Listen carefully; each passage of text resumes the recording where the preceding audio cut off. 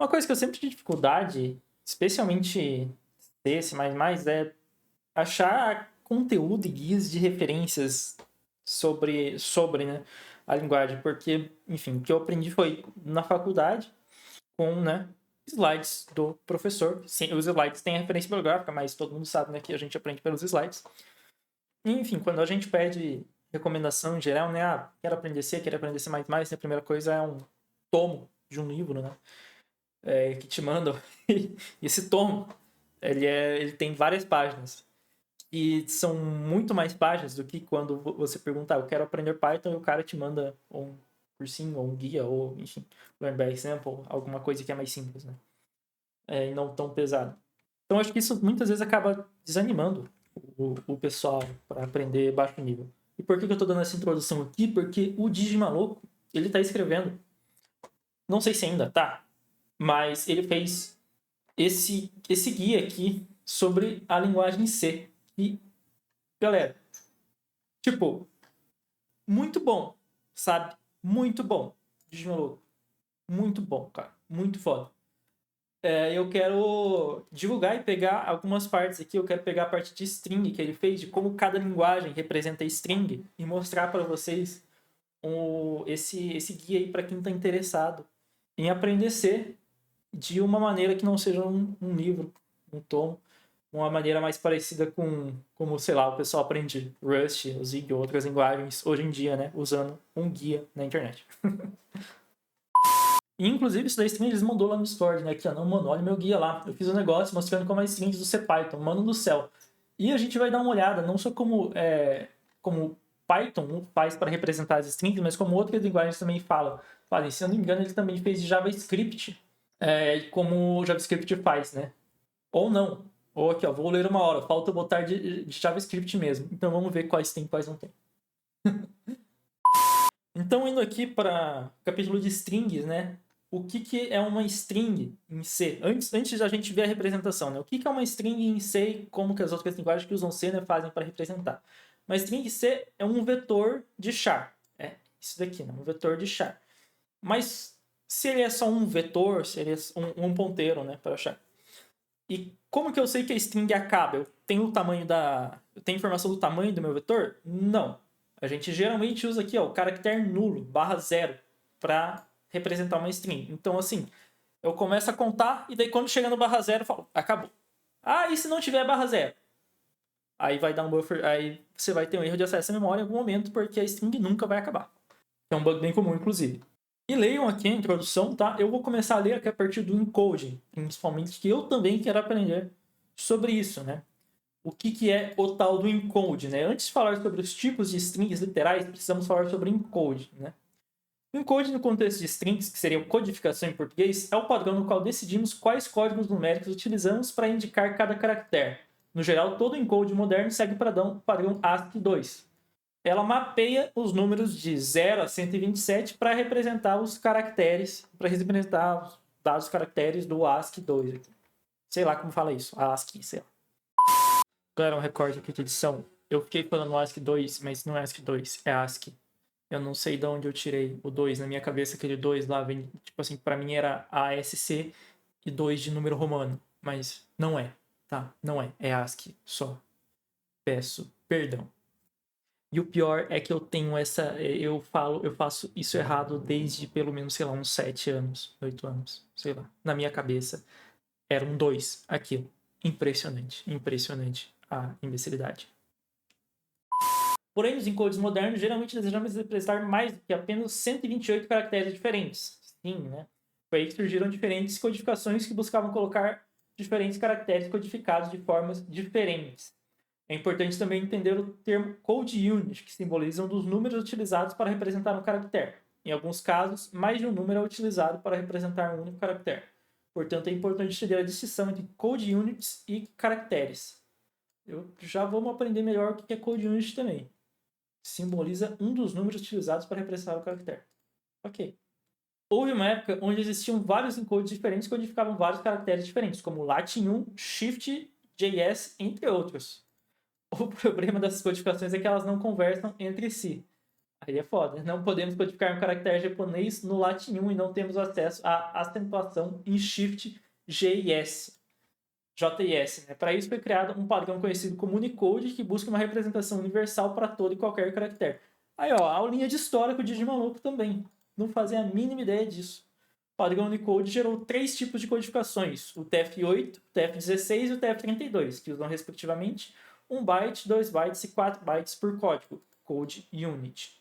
Aqui, né? O TF8 é compatível com o ASCII2 e usa 1 byte por Code Unit, valores além dos caracteres ASCII, podendo usar 1 a 4 Code Units por caractere.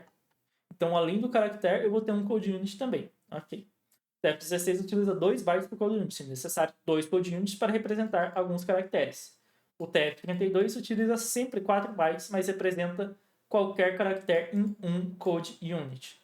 Ah, tá. Então eu tenho um número e o código e a unidade de código que eu vou usar. Então, sei lá, se é um caractere japonês, eu vou ter um code unit. Se é um caractere com acento, eu vou ter outro code unit. Eu acho que é isso? Será que é para isso? Não sei, vamos aprender. E aqui, né, strings literais, né, quando a gente escreve a string na mão, né, existem 5 tipos diferentes de strings literais no C. String literal sem nada. O 8, quando eu coloco o 8 antes, que é a string literal, o TF8. O minúsculo, string literal, o TF16. O maiúsculo, string literal, o TF32. L, string literal, wide. O que é o wide?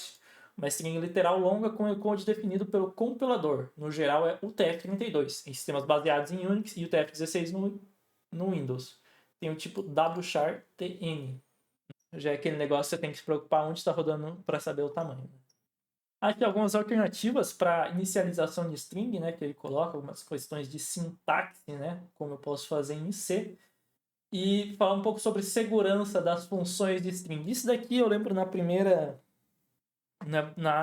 matéria de programação que eu fiz, e o professor sempre falava: não usem string copy. String copy é uma função do mal, é uma função que você não deve usar. Acho que string length também. E eu não sabia o porquê, né? Mas a gente tem que, quando a gente está trabalhando com string de baixo nível, a gente tem que se preocupar com essas coisas. Aqui, né? Devido à idade da linguagem C, existem muitas funções que são consideradas não ideais para tratar strings, pois são suscetíveis a erros. Para isso, alguns projetos, como o Git ou Engenheiro de Segurança da Microsoft, mantêm um header com uma lista de funções banidas que causam um erro de compilação caso tente usar elas. Caramba! Aqui, ó, se vocês quiserem, tem lá o link no guia. Utilizar essas funções não necessariamente significa que você tem um problema de segurança, mas basta um erro no seu uso para elas se tornarem um problema de segurança, né? É sempre aquela desculpa, né? Ah, não é a linguagem que é insegura, é o cara que não sabe codar, né? É o cara que não sabe usar as ferramentas.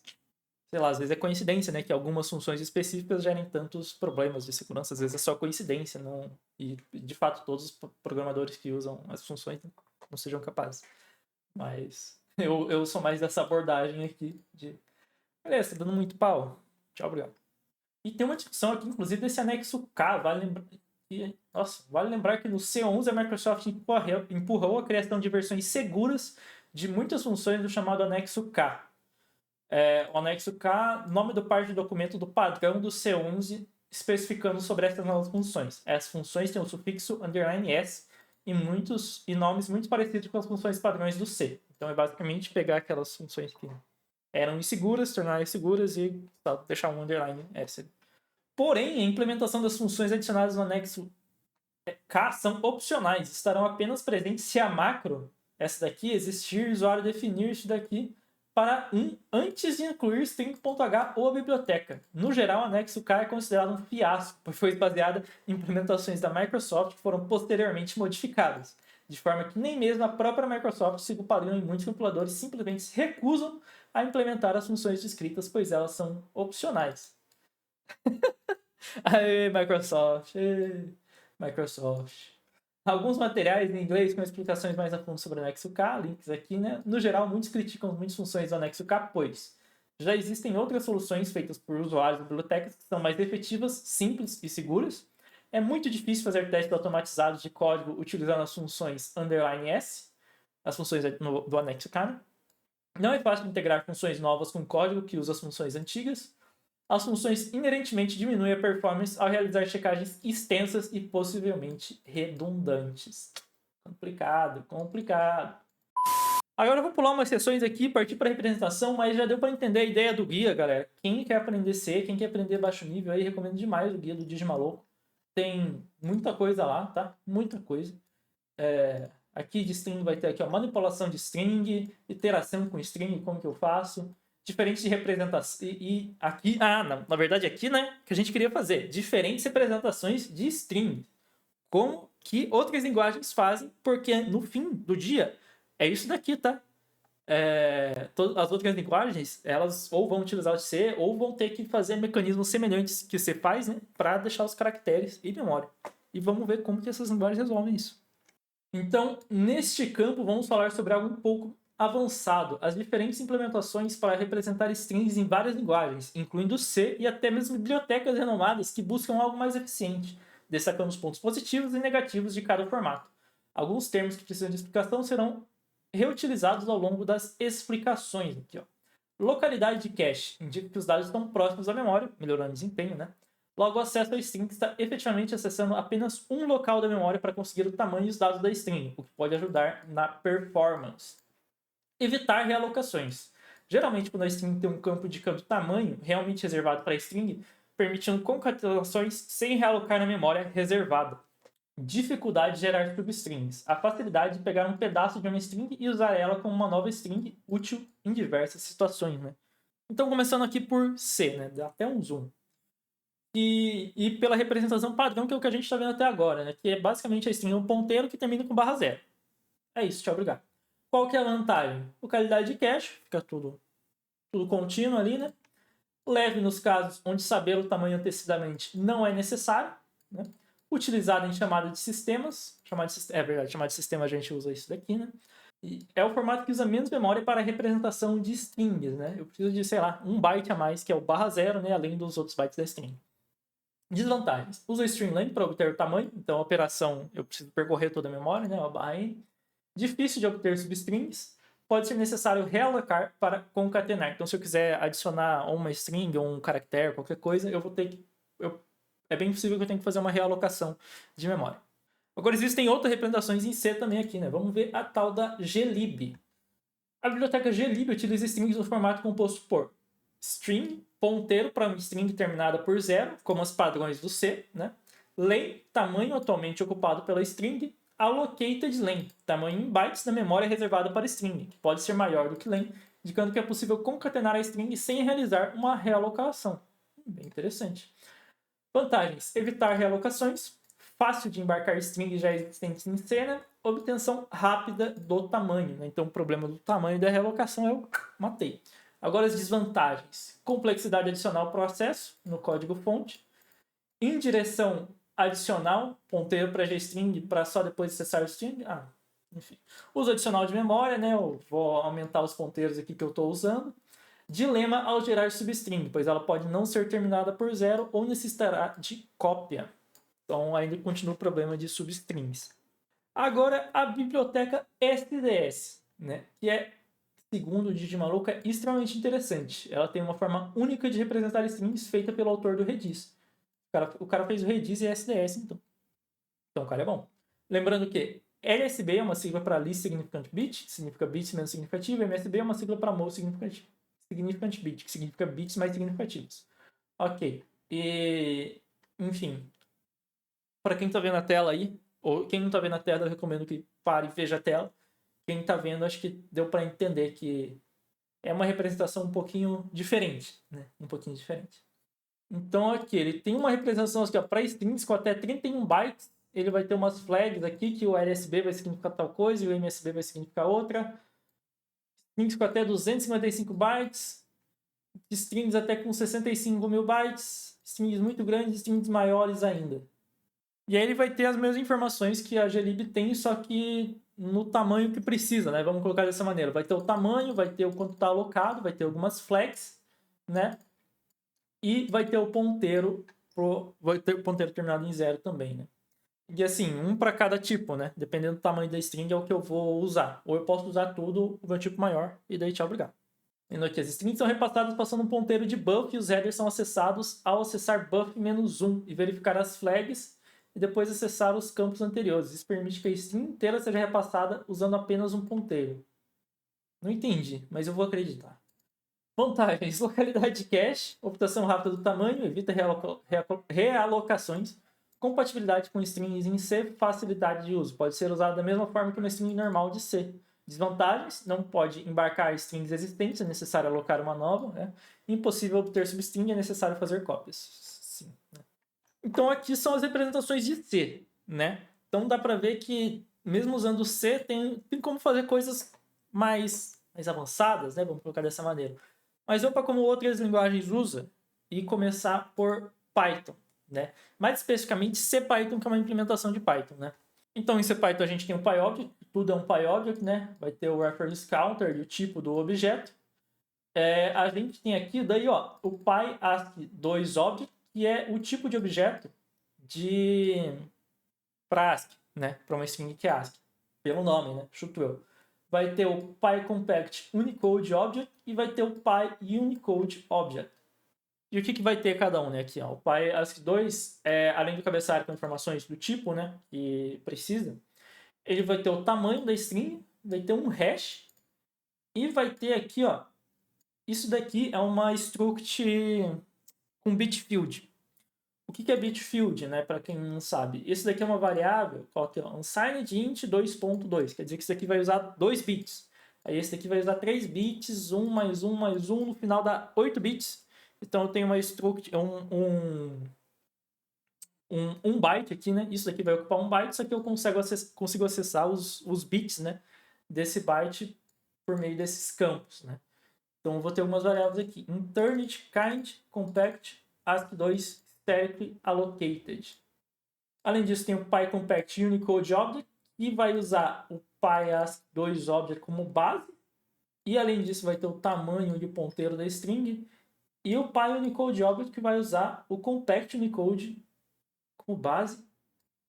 E vai ter aqui as opções dos dados serem em latim, o CS2 ou o CS4. Então, não tem. É o que ele estava falando. Não tem o TF8 por padrão, mas tem latim 1 se você quiser no CPython. Né? Então aqui já deu para ver que está um pouco mais complicado. E eu falei bastante coisa, mas eu acho que o Didi Maluco vai explicar bem melhor que eu aqui. Né? Em Python, né? Todas as strings são terminadas por zero, assim como strings em C. Toda string começa com o campo PyAscIObject, as flags presentes em state, que é essa internit, kind, compact, enfim, simboliza. Internit, sem string foi colocada num cache interno, similar ao mecanismo similar ao ponto interno do Java. Okay? Kind indica quantos bytes são utilizados por count point, indicando também o formato da string, né? Compact, se a string está num formato compacto, se não estiver, ela é representada por PyUnicode Object. ASCII2, se a string contém apenas caracteres ASCII2. Statically allocated, se a string foi alocada de forma estática. E sobre os encodes, né? No geral, o Python alterna entre os formatos, mudando o encode caso um caractere acima do range apareça. Então ele começa com ASCII2, todos os caracteres estão no range até 127, né? Depois ele vai para Latin 1, se vai até um valor aqui em cima. Depois ele vai para UCS2 e depois ele vai para UCS4. Ok. Se o formato não for compact, os valores são guardados nos ponteiros presentes em data, separadamente. Esse formato é descrito como legado e não é aconselhável. O novo formato sempre tem um campo compact como 1. Neste caso, se a codificação for ASCII2, os dados da string se encontram logo após a estrutura PyAscII2Object. Caso contrário, os dados da string se encontram logo após a estrutura PyCompact e Unicode Object. Acho que quer dizer que na memória, né, como fica, que é basicamente logo depois eu já consigo ler a minha string, né? Terminou a struct, eu consigo ler a string. Eu acho que é isso. Não sei. Isso ocorre com esses campos do TF8 length e o TF8 são utilizados apenas quando o código em C chama uma API para pedir a string para o Python e são preenchidos ao realizar a conversão e mantidos como cache. Porém, quando a codificação é ASCII2, essa conversão é desnecessária, pois podemos considerar uma string, o TF8, como superset de ASCII2. Sim. Olha, para resumir, não sei, me parece complicado. Parece complicado. E quais são as vantagens, né? Facilidade de encontrar o tamanho e caracteres de qualquer string, porque tem um string length lá, né? Uso reduzido de memória, algumas representações, apesar de questionável em outras. Mantém um caractere por code unit, com a representação mais leve, de forma que length sirva como ambos tamanhos. Relativamente trivial de embarcar strings ASCII2 usando o formato legado. E localidade de cache, né? Pois basta passar um ponteiro no novo formato. E as desvantagens? Header relativamente grande, com vários campos que podem não ser utilizados. Eu tenho bastante informação aqui que talvez eu não precisaria para string, né? Mas em Python é isso, né?